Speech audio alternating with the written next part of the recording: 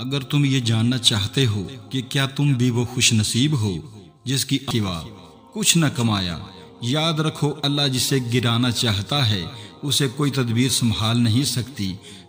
دنیا جسے گرانا چاہے اللہ اسے اٹھانے کی صورت نکال کر بلند مقام پر فائز کر دیتا ہے۔ جان رکھو نہ تو تم خدائی مشینوں سے لڑنے میں کامیاب ہو سکتے ہو اور نہ ہی کسی کی زور آزمائی تمہیں ناکام بنا سکتی ہے۔ اللہ تعالیٰ خود قرآن پاک میں فرماتا ہے اس کی خدائی میں کوئی اپنے زور پر غلبہ حاصل نہیں کر سکتا، جسے وہ اٹھاتا ہے وہی اٹھتا ہے اور جسے وہ گراتا ہے وہی گرتا ہے۔